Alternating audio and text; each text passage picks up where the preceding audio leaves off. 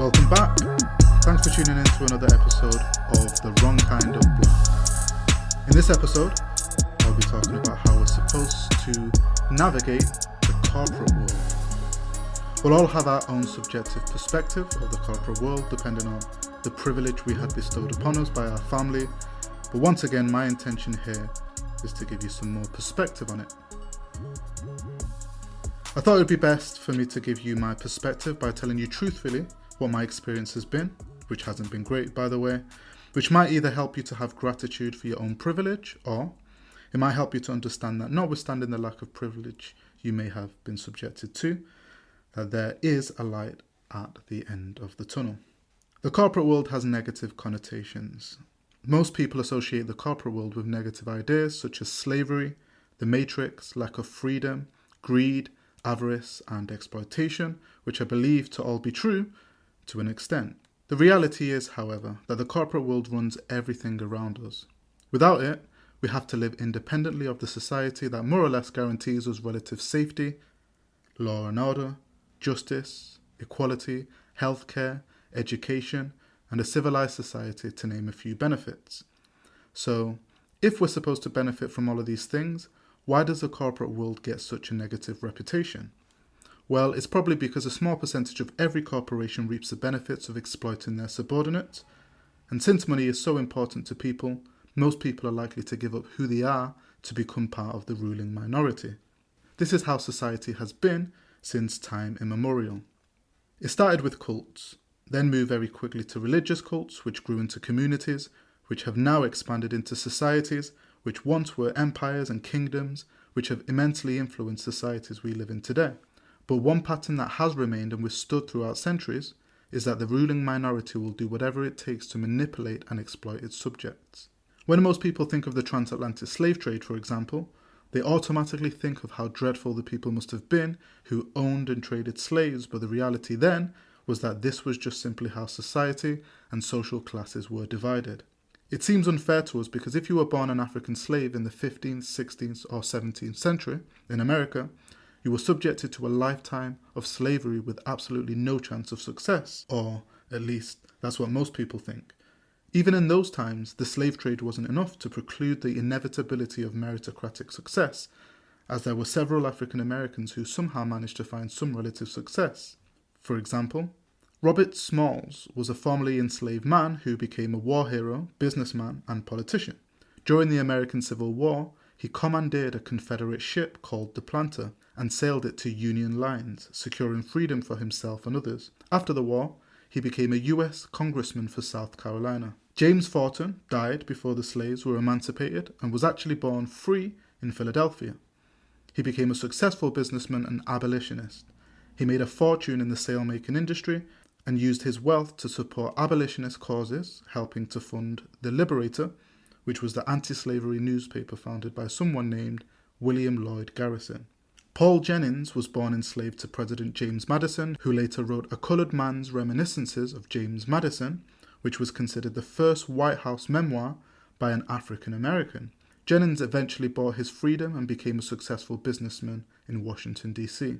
Benjamin Montgomery was an enslaved man on Jefferson Davis's plantation. Montgomery became a brilliant engineer and inventor.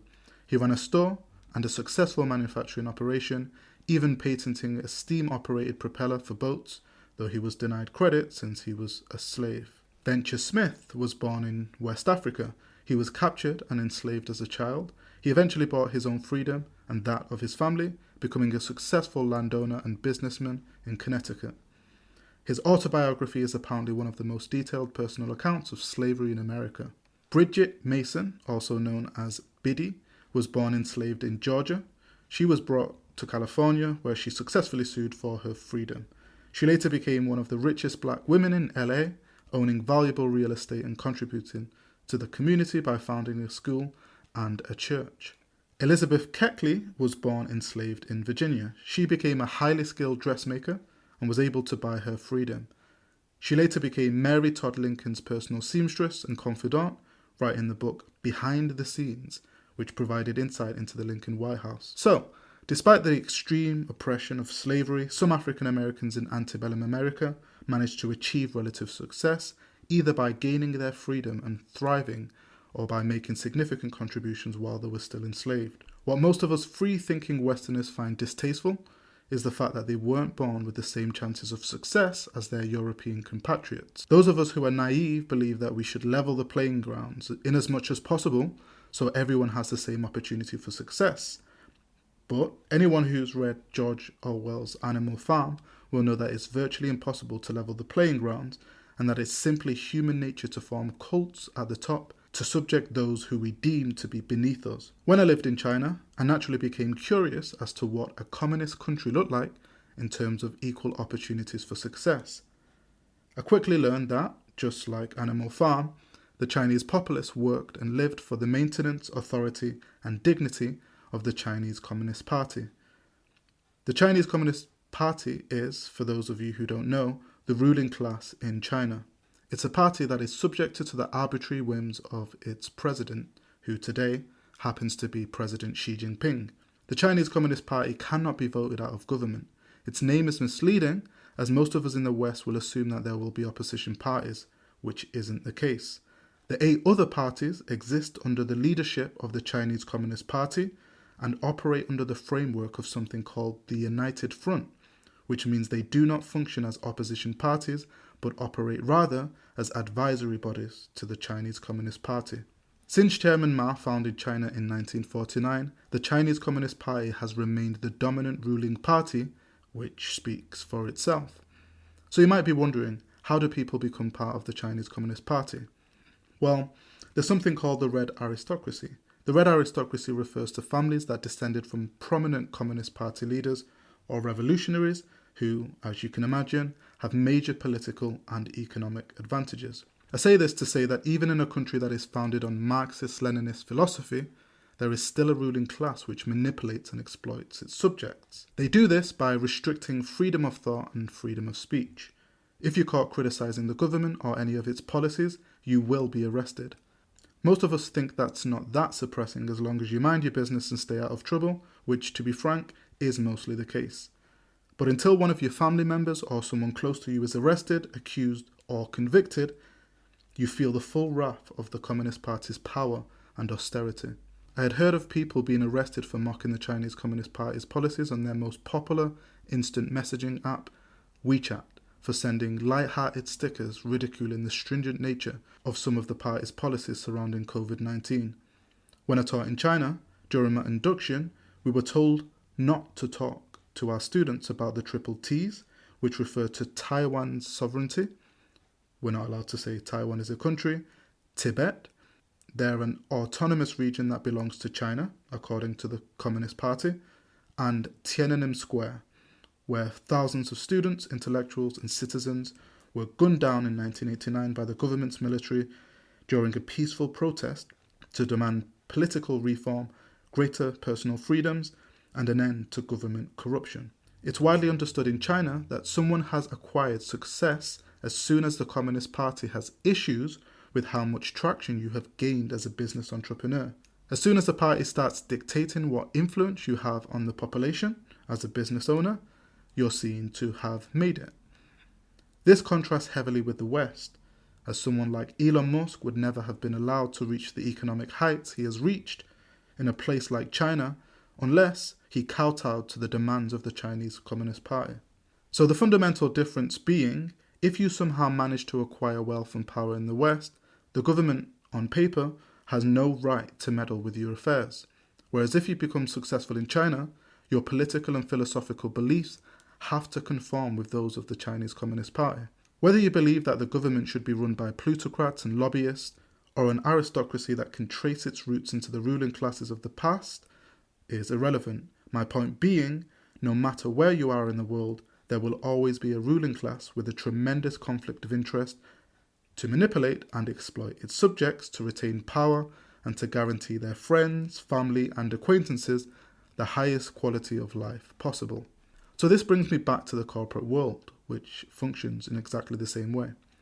It runs on nepotism, which is people who have a favoured advantage when applying for a job due to their family relations, and cronyism, which are people who have an advantage due to who they decide to have a pint with at the pub. Obviously, there needs to be a threshold of skill and expertise in a particular area, otherwise the corporate world would collapse. But anyone in the corporate world knows that it's about who you know and not necessarily what you know. This inevitably makes it harder for minorities in the West to compete in the corporate world, as we generally consort with people from our own culture outside of work. However, Asian Americans seem to have cracked the code, as when measuring economic success by median household income, educational attainment, and representation in high-skilled professions, studies consistently show that Asian Americans outperform other ethnic groups in the USA. This fact actually made me favour the West as opposed to China's communist system, as it proves that the system is built on meritocracy rather than aristocracy, which ought to be the goal. Asians have been around long enough in America to prove that notwithstanding their disadvantage in America, they still manage to find a way to economically thrive as a community. Sure, African Americans have only had equal civil rights in America since the 1960s, but it is possible for other ethnicities, other than the predominating white European ethnic group, to achieve relative success in America. I couldn't say the same about any other ethnic group in China, other than the Chinese being the most economically successful ethnic group. I guess it is important to mention that foreigners make up less than 1% of the 1.4 billion population of China. Either way, if you're not Chinese in China, you're going to have a lot harder of a time acquiring success. So I guess we should be counting our blessings if we're born in the West, particularly North America, Europe and Australia, as these are the best areas in the world to compete in when it comes to the corporate world. If we look at the principles and values that Asian American families must have had to achieve their success in America, you can quickly notice that it all centers around education. This gives them higher salaries, meaning more income per household, better qualifications, and higher representation in high-skilled professions. Don't get me wrong, Asians will tell you themselves how high their parents' expectations can be when it comes to academic success, as many Asians have told me their worst period of life was during childhood. That's how I was able to make money in China, as when students finish with school, they would be sent to a private school, where they would have even more classes, then are expected to complete their homework for the following day, which a lot of students don't end up finishing till the early hours of the morning. Let's compare this to my childhood, where I didn't ever complete any homework throughout the whole of secondary school. I would come home, switch on the Disney Channel, enjoy an episode or two of That's So Raven, play video games until dinner time, then begin watching the soaps with my parents till I went to bed. It's no surprise to me now that I'm shackled to the vagaries of the corporate world. It's no surprise to me now that most of the people I grew up with, who lived similar childhoods, had failed to find economic success. And of course, it's no surprise to me now that it is Asians that have achieved the most economic success in America. To say that I never excelled in education would be a bit of a misrepresentation. I actually managed to pass all of my GCSEs, which are the national exams for secondary schools in the UK. I matured quickly during my transition from secondary school to college, which in the UK would be equivalent to high school in the States, and I actually put my head down and started taking my studies seriously. I came out with a top grade in law, which made me decide to pursue a career in the legal field. I struggled to keep up with the work during university, even though I spent a lot of time studying, which culminated in me achieving substandard grades when I had graduated. This prematurely ended my career aspirations in the legal field, and since I managed to study abroad during uni, I went back to Spain and started teaching English. So that's what I'm still doing today. Teaching. I often look back retrospectively to what could have gone wrong and why I fell short when studying law. The easy answer is I wasn't smart enough or I wasn't studious enough, which is definitely true to an extent, but that doesn't paint the whole picture. I remember most of the other students during uni being quite competitive. It was obvious to me that they went into law to compete, make money, and obtain a high social status. I can infer that these students had expectations to live up to and that their families were behind their decision to pursue law as a career, as on a societal scale, law is a lucrative area to go into. On the other hand, my family didn't want anything to do with my career. My dad never went to any parents' evenings of mine during secondary school. I believe my mum only turned up once on a whim, and my parents never ensured that we'd completed any homework or were doing well in school. I remember when my brother and I were studying for our final exams for college. My dad sent us to bed while we were up studying because he wanted to go to bed, as at that time he was sleeping downstairs in the communal area of the house. He knew our bedroom wasn't big enough for both of us to study in, but he didn't care. My parents didn't come with us to any university open days. They would make us get the coach up to Liverpool and go by ourselves. And even when we did go to university, neither of our parents bothered to help us take our stuff over there, so we lugged our belongings on a coach and did 2 or 3 trips to get our stuff over to the university accommodation.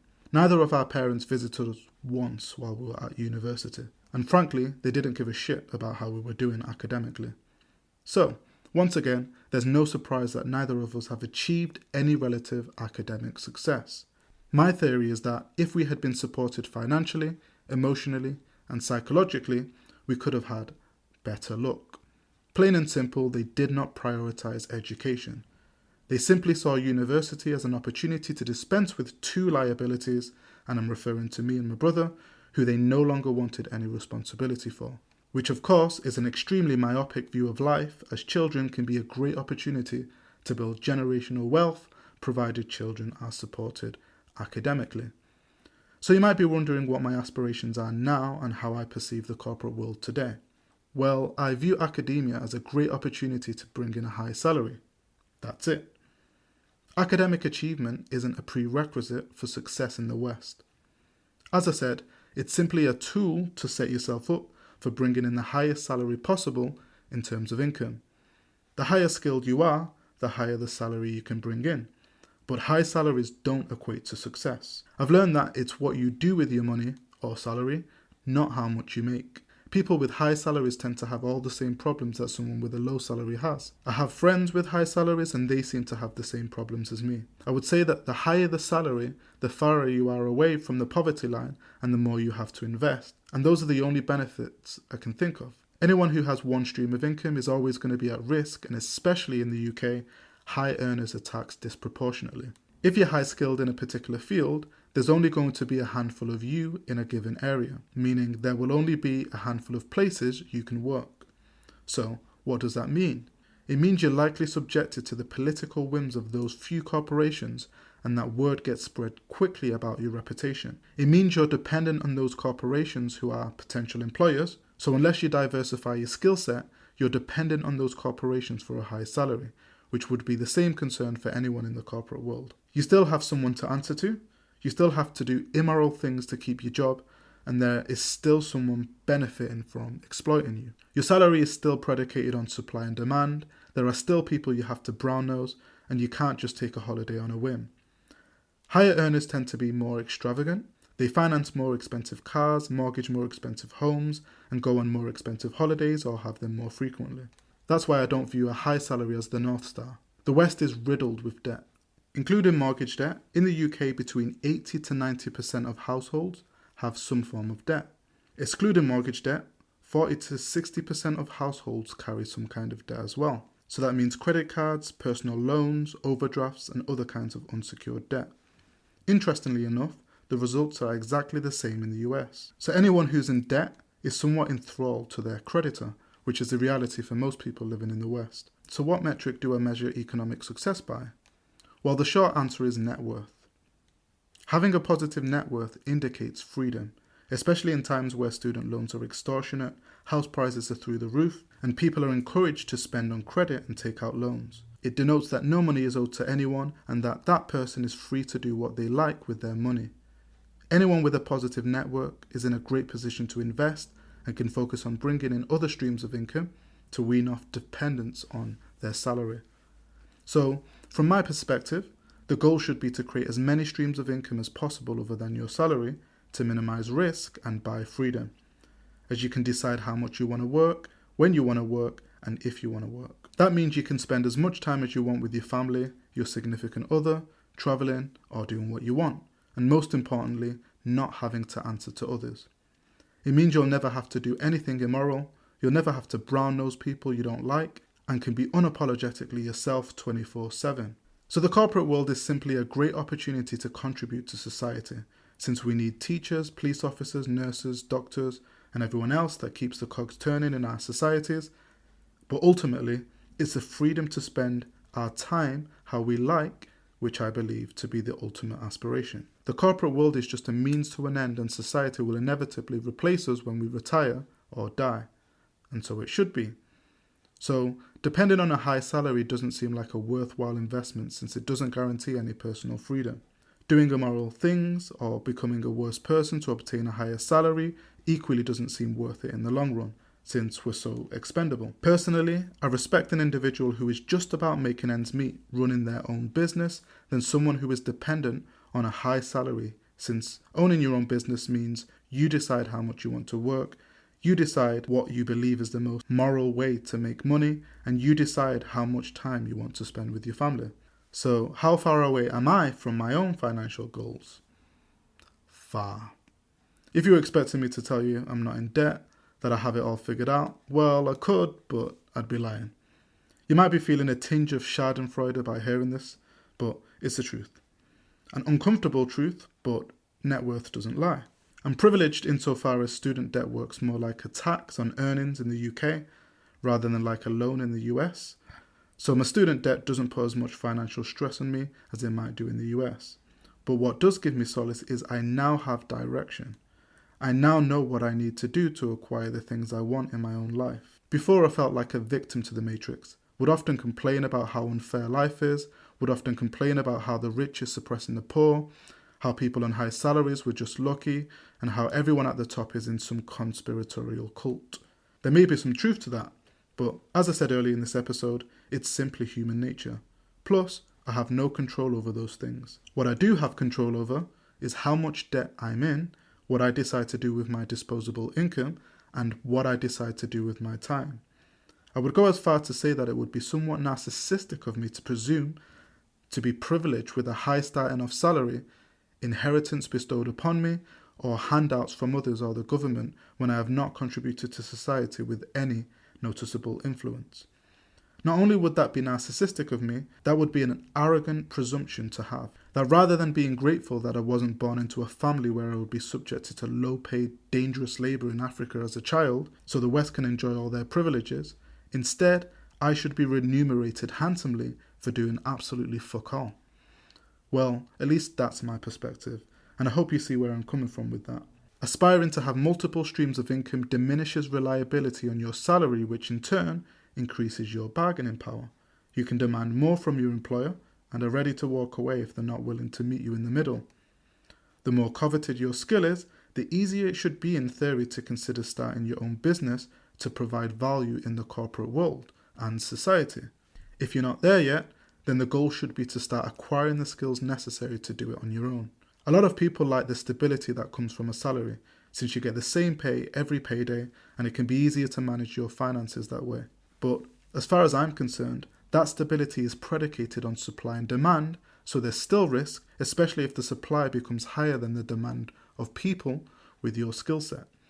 Although there's higher risk owning your own business, there's no cap on your earnings. So if your business doesn't do well, you can fall back on your salaried job, and if it does well, you can earn a lot more, but most importantly, you'll be your own boss. I mean, we only have one life, so what's there really to lose? That's right, nothing. Take risk and bet on yourself. Thanks for listening, and until the next episode, peace out.